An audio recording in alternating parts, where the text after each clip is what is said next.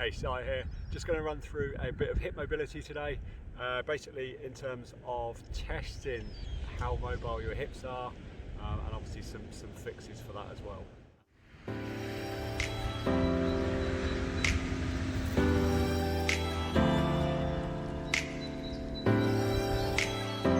And other parts bounce into that. So it's quite a common area.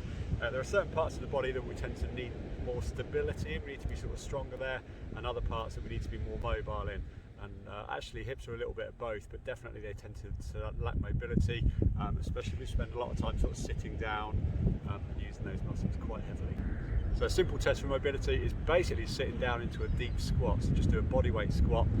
You can test it in a number of ways.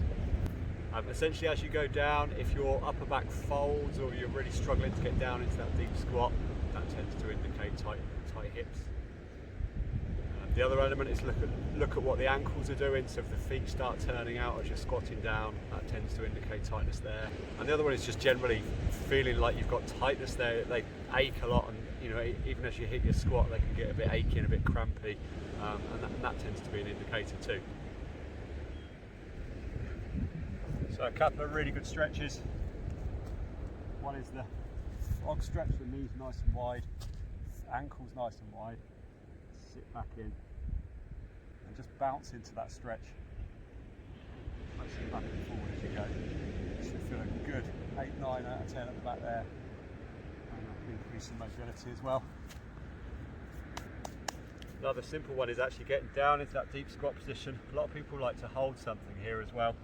You can work left to right, this will help the ankles as well, and also run front to back. I also like to use something for support, so a bar or door frame or something like that. Yeah, so I would say 2, 3, 4 times a day is better. Little blocks of 5-10 minutes at a time. Definitely better first thing in the morning, and obviously before training works really well as well. So see how those go. You can obviously go back to that test to see how you're feeling and performing in that as well. So, good luck.